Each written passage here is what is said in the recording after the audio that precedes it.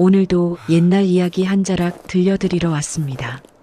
오늘 들려드릴 이야기는 지금으로부터 70여 년 전 강원도 깊은 산골 마을에서 있었던 일입니다.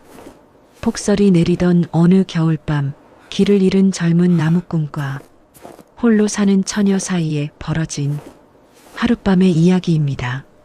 두 남녀가 한 지붕 아래에서 보낸 그날 밤, 과연 무슨 일이 있었을까요? 구독과 좋아요 꼭 부탁드립니다.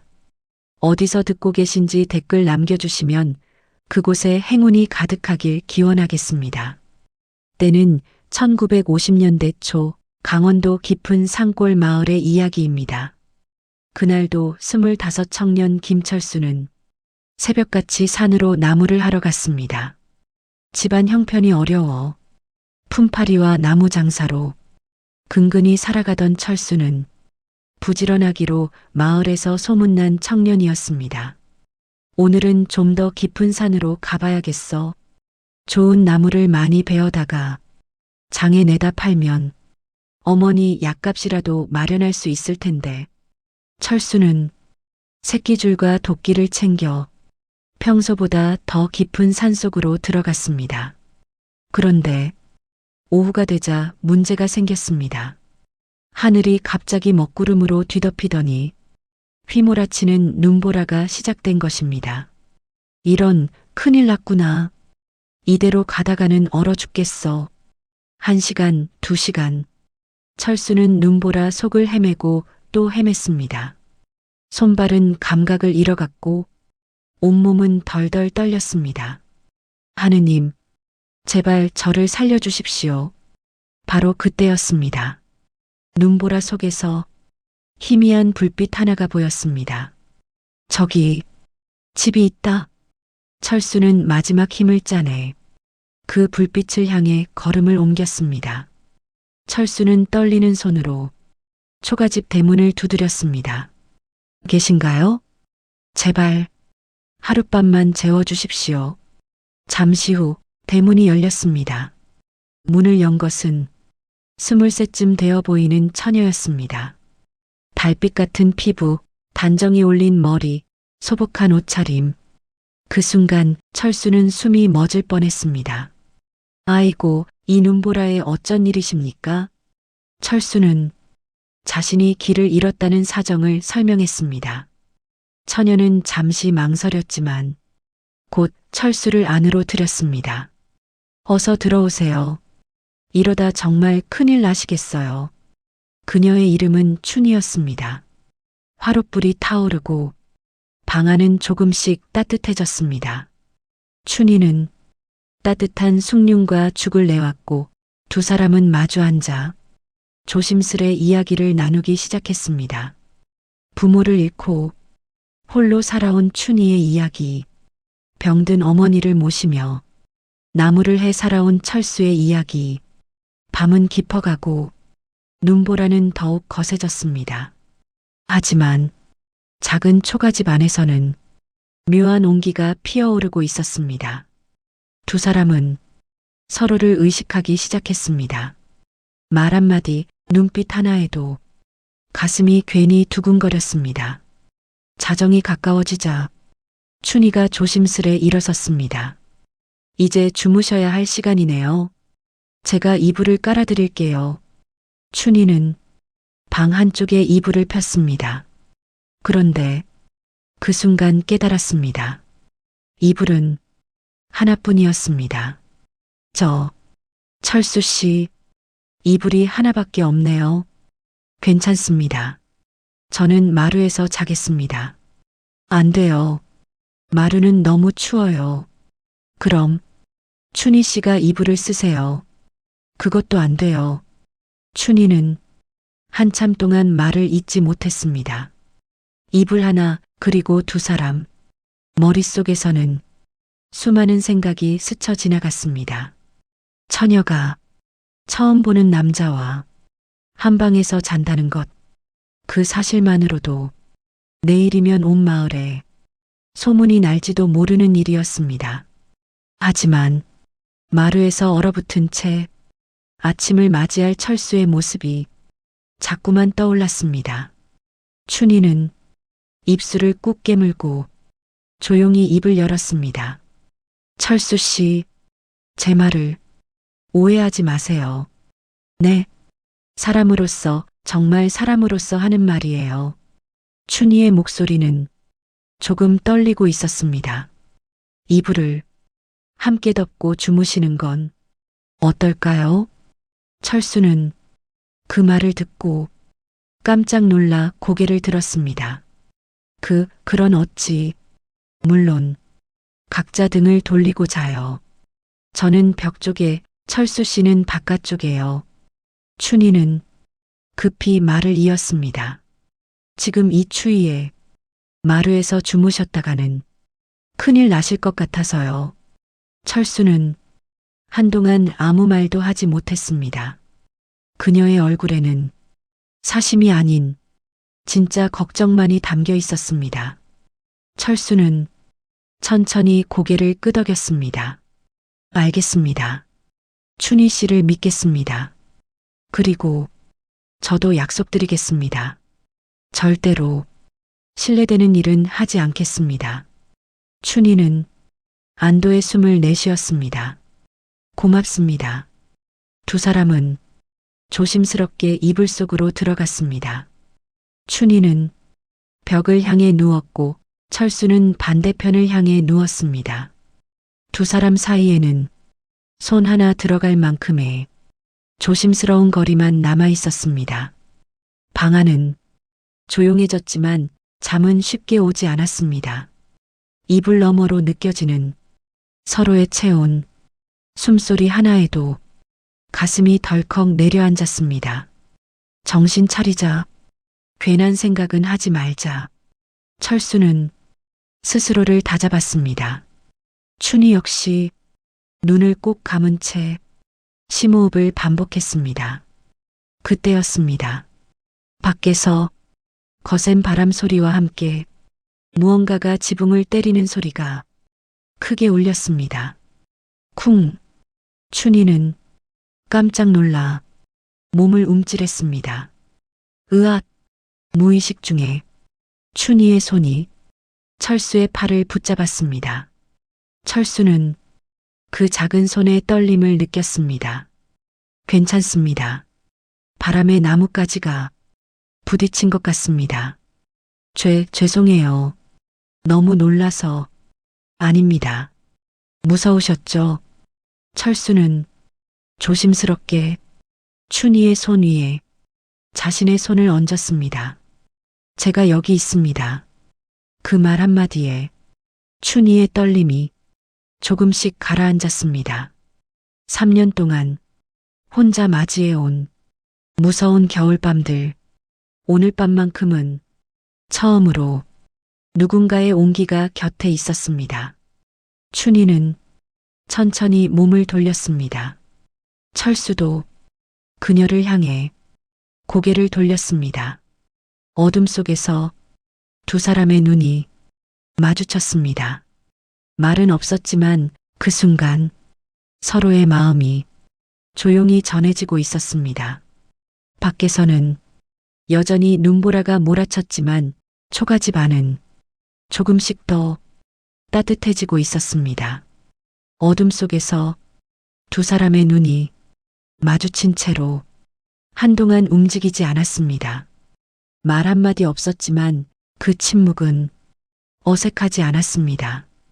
오히려 지금껏 참아왔던 감정들이 조용히 수면 위로 올라오는 순간이었습니다. 창문 틈으로 희미한 달빛이 스며들며 방 안을 비췄습니다. 그 빛에 춘희의 얼굴이 은은하게 드러났습니다. 조심스럽고 불안하면서도 어딘가 결심한 듯한 눈빛. 철수는 자신의 가슴이 이상하리만큼 빠르게 뛰고 있다는 걸 느꼈습니다. 이건 그냥 하룻밤 신세가 아니라. 철수는 천천히 입을 열었습니다. 춘희 씨. 춘희는 대답 대신 고개를 살짝 끄덕였습니다. 제가 이런 말을 해도 될지 모르겠습니다. 춘희의 손이 이불 위에서 살짝 움찔했습니다. 처음 뵌 날인데 이상하게도 마치 오래전부터 알고 지낸 사람처럼 느껴집니다. 춘희는 숨을 한번 고르고 작게 웃었습니다. 저도요. 그 짧은 대답에 그동안 참아왔던 감정이 한꺼번에 무너져 내리는 것 같았습니다. 이상하죠. 이런 상황에서 이런 마음이 든다는 게 아니요. 춘희가 조용히 말을 이었습니다. 이상하지 않아요. 춘희는 잠시 시선을 내렸다가 다시 철수를 바라보았습니다. 저는 오늘이 조금 무서웠어요. 무서우셨다고요? 네. 눈보라도 무서웠고 사람이 다치거나 사라질 수도 있다는 생각도 무서웠고 춘희의 목소리가 점점 작아졌습니다. 그런데 철수 씨가 계셔서 이상하게 마음이 놓였어요. 그 말에 철수는 아무 대답도 하지 못했습니다. 대신 조심스럽게 춘희 쪽으로 조금 더 가까이 몸을 돌렸습니다. 두 사람 사이의 거리는 어느새 손을 뻗으면 닿을 만큼 가까워져 있었습니다. 철수는 잠시 망설이다가 조용히 말했습니다. 춘희 씨, 저는 가진 것도 없고 잘난 사람도 아닙니다. 춘희의 눈이 조용히 흔들렸습니다. 하지만 거짓말만은 하지 않습니다. 그리고 오늘 밤만큼은 제 마음이 분명합니다. 춘희의 눈가가 촉촉해졌습니다. 저도 비슷한 마음이에요. 그 말은 아주 작았지만 분명한 고백이었습니다. 철수는 천천히 손을 들어 춘희의 손등 위에 살짝 얹었습니다. 춘희는 손을 빼지 않았습니다. 그 작은 접촉 하나에 두 사람의 숨결이 조금 더 가까워졌습니다. 밖에서는 눈보라가 여전히 집을 두드리고 있었지만 초가집 안에는 서로의 온기만이 가득 차오르고 있었습니다. 철수의 손이 춘희의 손등 위에 조심스럽게 얹혀 있었습니다. 그 손길은 조급하지도 욕심내지도 않았습니다. 그저 곁에 있다는 것을 전하고 싶어 하는 손이었습니다. 춘희는 그 손의 온기를 느끼며 천천히 눈을 감았다가 다시 떴습니다. 철수 씨, 네, 춘희 씨, 혹시 제가 잘못 생각하고 있는 건 아니겠죠? 철수는 잠시 숨을 고른 뒤 차분하게 대답했습니다. 아닙니다. 저도 같은 마음입니다. 이 밤이 지나고 나면 세상이 뭐라고 할지 저도 알고 있습니다. 철수의 목소리는 낮고 진지했습니다. 하지만 그래도 저는 도망치지 않겠습니다. 그 말에 춘희의 눈에서 눈물이 흘러내렸습니다. 소리 없는 눈물이 베개 위로 조용히 스며들었습니다. 저는요, 사실 기대하지 않으려고 했어요. 춘희의 목소리는 조금 떨리고 있었습니다. 이렇게 누군가를 만나서 마음이 흔들리는 일도 다시 상처받는 일도 이제는 없을 거라고 생각했거든요. 철수는 춘희의 눈물을 보고 천천히 손을 들어 그 눈물을 닦아주었습니다. 춘희 씨, 네, 제가 그 상처가 되지는 않겠습니다. 그 말 한마디에 춘희는 끝내 울음을 터뜨렸습니다. 하지만 그 울음은 서러운 울음이 아니었습니다. 오래 참아온 외로움이 마침내 풀려나는 울음이었습니다. 철수는 춘희를 조심스럽게 끌어안았습니다. 세게 안지 않았고 붙잡지도 않았습니다. 그저 품을 내어주는 조심스러운 포옹이었습니다. 춘희는 그 품 안에서 한동안 움직이지 않았습니다. 그렇게 두 사람은 말없이 서로의 숨결을 느꼈습니다. 밖에서는 눈보라가 여전히 세차게 몰아쳤지만 초가집 안은 이상하리만큼 고요했습니다. 잠시 후 춘희가 아주 작은 목소리로 말했습니다. 철수 씨, 저를 책임지실 수 있으신가요? 그 질문은 가볍지 않았습니다. 철수는 조금도 망설이지 않고 대답했습니다. 네. 짧지만 분명한 대답이었습니다. 제가 가진 건 많지 않지만 제 마음과 제 삶은 춘희 씨께 드릴 수 있습니다. 내일이 오면 어머니께 말씀드리고 정식으로 혼담을 드리러 오겠습니다. 춘희는 고개를 끄덕였습니다. 눈물에 젖은 얼굴이었지만 그 표정에는 결심이 담겨 있었습니다. 그럼 저도 철수 씨를 믿을게요. 두 사람은 다시 한번 서로를 바라보았습니다. 이번에는 망설임이 없었습니다. 그날 밤 두 사람은 말보다 온기로 더 많은 것을 나누었습니다. 서로의 외로움을 어루만지고 서로의 마음을 조심스럽게 확인하는 시간. 눈보라는 밤새 그치지 않았지만 초가집 안은 그 어느 때보다 따뜻했습니다. 그날 밤은 길고도 짧았습니다. 그리고 두 사람의 인생에서 가장 깊이 남는 밤이었습니다. 긴 밤이 조용히 지나가고 있었습니다. 창밖의 바람 소리는 어느새 잦아들었고 눈보라도 힘을 잃은 듯 천천히 멎어가고 있었습니다.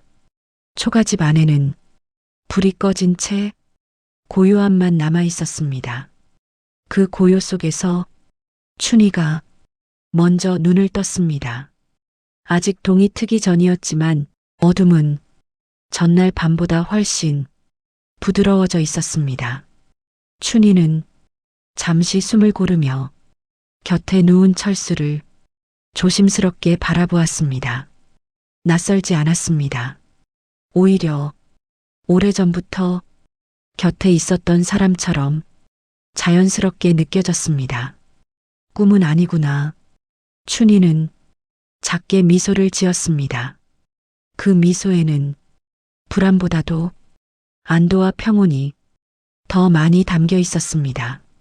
잠시 후 철수도 천천히 눈을 떴습니다. 춘희 씨, 아직 잠기운이 남은 낮은 목소리였습니다. 네, 밖이 조용해진 것 같습니다. 두 사람은 말없이 창문 쪽을 바라보았습니다. 희미한 새벽빛이 눈 덮인 마당 위로 천천히 스며들고 있었습니다.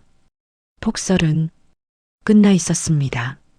세상은 온통 하얗게 변해 있었지만 그 안에는 어제와는 다른 고요한 숨결이 흐르고 있었습니다. 길이 열린 것 같네요. 철수가 조심스럽게 말했습니다. 그 말에 춘희의 마음이 잠시 흔들렸습니다. 떠남. 그 단어가 말없이 두 사람 사이에 놓였습니다. 이제 가셔야겠죠. 춘희의 목소리는 담담하려 애썼지만 끝이 조금 흐려졌습니다. 철수는 잠시 고개를 숙였다가 천천히 말했습니다. 네. 하지만 잠시만요. 철수는 자리에서 일어나 문을 열고 밖을 살폈습니다. 눈은 그쳤고 하늘은 차분하게 밝아오고 있었습니다. 그는 다시 방으로 들어와 춘희를 바라보았습니다. 춘희 씨, 네. 어젯밤에 드린 말들 모두 진심입니다. 춘희는 고개를 끄덕였습니다. 저도 알아요. 저는 돌아가면 곧바로 어머니께 말씀드릴 겁니다. 그리고 정식으로 혼담을 드리러 오겠습니다. 그 말에 춘희의 눈이 촉촉해졌습니다. 기다릴게요. 오래 기다리게 하지 않겠습니다. 춘희는 조용히 일어나 부엌으로 향했습니다. 아침이라도 간단히 드시고 가세요. 변변한 반찬은 없었지만 따뜻한 밥과 국을 정성껏 차렸습니다. 두 사람은 마주 앉아 말없이 식사를 했습니다. 하지만 그 침묵은 어색하지 않았습니다. 서로의 존재만으로도 충분했습니다. 식사를 마친 뒤 철수는 젖어있던 옷을 다시 챙겨 입었습니다. 이미 불가에 말라 입을 만했습니다. 도끼와 새끼줄을 정리하는 철수의 모습에 춘희는 괜히 시선을 돌려야 했습니다. 대문 앞 두 사람은 잠시 서 있었습니다. 조심히 가세요. 네, 곧 돌아오겠습니다. 철수는 잠시 망설이다가 춘희를 조심스럽게 끌어안았습니다. 이번에는 어제보다 조금 더 단단한 포옹이었습니다. 춘희도 그 품을 조용히 받아들였습니다. 기다리겠습니다. 반드시. 철수는 뒤돌아섰고 춘희는 대문 앞에 서서 그의 뒷모습을 바라보았습니다. 눈 덮인 길 위로 철수의 발자국이 하나둘 멀어져 갔습니다. 그러나 춘희의 마음속에는 어제보다 더 또렷한 온기가 남아 있었습니다. 철수는 산길을 내려와 마을로 돌아왔습니다. 밤새 쌓인 눈은 길을 더욱 험하게 만들었고 철수의 발걸음은 무거웠지만 마음만큼은 이상하리만큼 또렷했습니다. 집에 도착하자 어머니가 문 앞에 서 계셨습니다. 철수야, 어디를 갔다 이제 오는 게냐? 어머니의 얼굴에는 걱정과 안도가 뒤섞여 있었습니다. 눈보라에 갇혀서 산속집에서 하룻밤 신세를 졌습니다. 어머니는 잠시 놀란 눈으로 아들을 바라보았습니다. 산속집이라고? 철수는 더 숨기지 않았습니다. 폭설에 길을 잃은 일, 혼자 사는 처녀 춘희를 만난 일, 그리고 그녀와 혼인을 약속하게 된 이야기까지. 말을 끝내자 방 안은 잠시 조용해졌습니다. 어머니는 한숨을 길게 내쉬었습니다. 그 처자가 혼자 산다고? 네, 어머니. 세상살이가 그리 쉽지 않다. 어머니의 목소리는 걱정보다도 현실을 말하는 톤이었습니다. 사람들 입은 눈보다 더 차갑단다. 철수는 고개를 숙였다가 천천히 들었습니다. 알고 있습니다. 하지만 제가 지키겠습니다. 그 말에 어머니는 아들의 얼굴을 한참 바라보았습니다. 그리고 조용히 고개를 끄덕였습니다. 내가 그렇게 마음을 정했다면 어미가 말릴 수는 없지.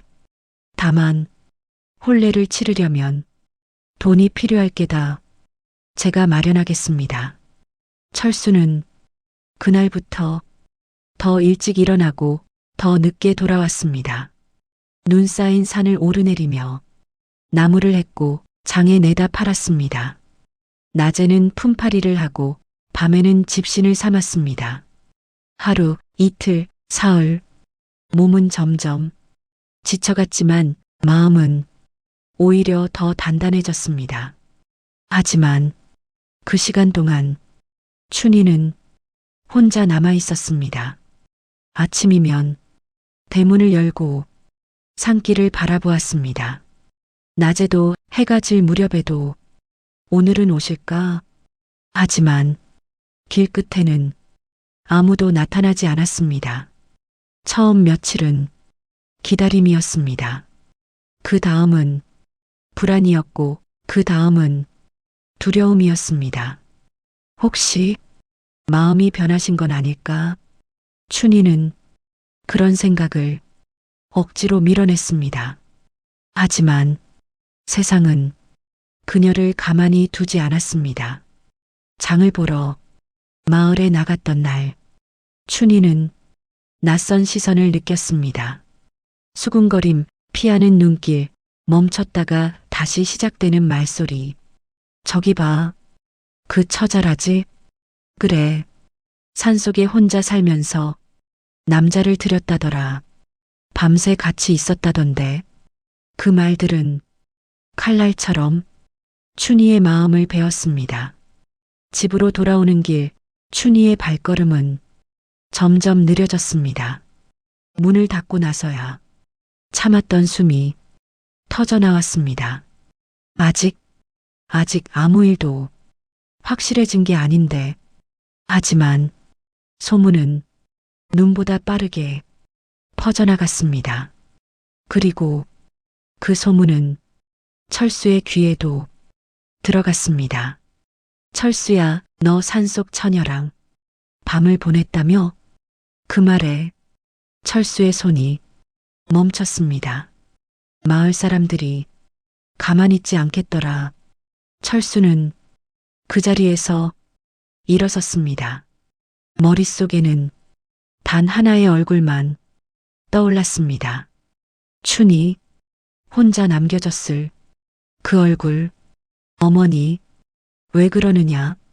지금 당장 가야겠습니다. 돈은, 그건 나중 문제입니다. 철수는 도끼도 새끼줄도 챙기지 않았습니다. 그저 몸만 돌려 산길을 향해 달렸습니다. 눈 덮인 길을 미끄러지며 숨이 차오르도록 달렸습니다. 기다려주세요. 제가 갑니다. 철수의 발걸음은 점점 빨라졌고 그의 마음은 이미 산속 초가집에 가 있었습니다. 해가 산 너머로 기울기 시작할 즈음 철수는 마침내 그 초가집 앞에 도착했습니다. 숨은 턱 끝까지 차올랐고 옷자락은 땀과 눈에 젖어 무거웠습니다. 철수는 대문 앞에 서서 잠시 숨을 고른 뒤 문을 두드렸습니다. 춘희 씨, 저 철수입니다. 대답이 없었습니다. 철수의 가슴이 철렁 내려앉았습니다. 다시 한번 조금 더 크게 문을 두드렸습니다. 춘희 씨, 잠시 후 안쪽에서 미세한 인기척이 들렸습니다. 문이 천천히 열렸고 그 틈 사이로 춘희의 얼굴이 보였습니다. 그 순간 춘희의 눈이 커다랗게 흔들렸습니다. 철수 씨, 그 한마디에 그동안 참아왔던 감정이 한꺼번에 터져 나왔습니다. 춘희는 말을 잇지 못한 채 고개를 숙였고 눈물이 뚝뚝 떨어졌습니다. 왜 이제야 오셨어요? 춘희의 목소리는 울음에 잠겨 떨리고 있었습니다. 저는 당신이 마음을 바꾸신 줄 알았어요. 철수는 아무 말도 하지 않고 춘희를 꽉 끌어안았습니다. 미안합니다. 그 말밖에는 할 수 있는 말이 없었습니다. 돈을 마련하느라 조금이라도 제대로 혼담을 드리고 싶어서. 하지만 제가 잘못했습니다. 춘희는 철수의 품 안에서 한참을 울었습니다. 그동안 혼자 견뎌온 불안과 외로움이 모두 눈물로 흘러나왔습니다. 잠시 후 춘희가 조용히 입을 열었습니다. 소문이 마을에 다 퍼졌어요. 철수의 몸이 잠시 굳었습니다. 장을 보러 갔는데 사람들이 저를 쳐다보고 수군거렸어요. 창피해서 집에 와서 문도 못 열고 울기만 했어요. 철수는 춘희의 두 어깨 단단히 붙잡았습니다. 그리고 분명한 목소리로 말했습니다. 이제 그런 걱정 하지 마십시오. 제가 여기 왔습니다. 춘희는 눈물 맺힌 눈으로 철수를 바라보았습니다. 하지만 사람들이 뭐라고 할지 상관없습니다. 철수의 목소리는 조용했지만 흔들림이 없었습니다. 저는 내일이라도 마을 사람들 앞에서 말하겠습니다. 춘희 씨는 제 아내가 될 사람이라고 제가 책임지겠습니다. 그 말에 춘희의 눈물이 다시 흘러내렸습니다. 하지만 이번에는 서러운 눈물이 아니었습니다. 정말 저 같은 사람도 괜찮으세요? 소문난 여자, 손가락질 받는 여자여도 철수는 고개를 저었습니다. 춘희 씨는 저를 살려준 사람입니다. 그리고 제가 사랑하는 사람입니다. 그것이면 충분합니다. 춘희는 조용히 고개를 끄덕였습니다. 그날 밤 두 사람은 다시 한번 서로에게 약속했습니다. 어떤 말에도 흔들리지 않겠다고, 어떤 시련이 와도 함께 가겠다고. 그로부터 한 달 후 철수는 정식으로 중매를 세워 춘희의 집을 찾았습니다. 소문은 여전히 있었지만 철수의 태도는 조금도 흔들리지 않았습니다. 혼례는 소박했지만 정성스러웠습니다. 마을 사람들은 수군거렸고 어떤 이는 고개를 저었지만 두 사람은 서로의 손을 놓지 않았습니다. 철수는 더 부지런히 일했고 춘희는 살림을 지혜롭게 꾸려갔습니다. 시어머니는 며느리를 아꼈고 춘희도 시어머니를 정성껏 모셨습니다. 세월이 흘러 사람들은 그 부부를 폭설 부부라 불렀습니다. 눈보라 속에서 만나 인연을 맺은 부부, 말보다 믿음으로 서로를 지킨 부부, 아이들이 자라서 그날 밤 이야기를 묻고 나면 춘희는 웃으며 말하곤 했습니다. 그때 문을 열지 않았다면 어찌 되었을까? 철수는 옆에서 조용히 대답했습니다. 나는 그날 눈보다 먼저 당신을 만난 거지. 폭설은 사라졌지만 그 밤의 온기는 두 사람의 삶 속에 오래도록 남아 있었습니다.